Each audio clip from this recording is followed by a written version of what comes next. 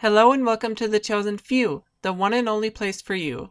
My name is Isabel Santine, and today we're going to be looking at how to use the NTSC modem filter in Save version 1.0.1. This tutorial assumes that you've already followed the steps in the first video of the series, where I show you how to install Save from scratch. I'll make sure to link it in the description below. Now, first things first.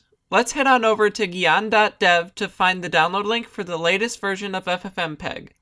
Next up, extract the downloaded zip archive file to your Save installation folder. Rename the new folder to ffmpeg-install. Afterwards, head to the description of this video and find the link to the Chosen Few software website. I've updated the Save product page to include a new artifact that contains a set of scripts we'll be running to properly use the NTSC modem filter. Download it and extract its contents to the Save installation directory as well. There's a couple of rules on which of the subfolders to put each of your videos in though.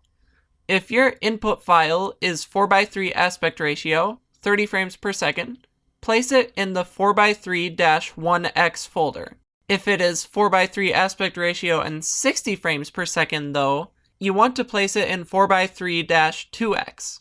For input files that are in 16:9 aspect ratio, apply the same rule, only using the 16:9 1x and 16:9 2x folders respectively.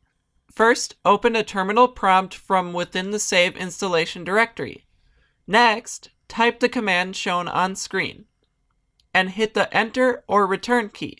This command will automatically apply the NTSC modem filter from Save version 1.0.1 to all of the video files you place in the samples folder. Let's check out the results. All of these look fantastic, but I think they'd be even better if they had less color distortion. Luckily, this script allows us to change that.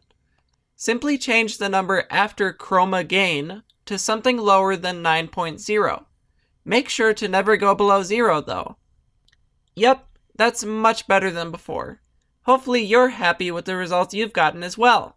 Thank you for watching this brief tutorial video, and make sure to jump inside our Patreon exclusive Discord server if you have more questions or need more support.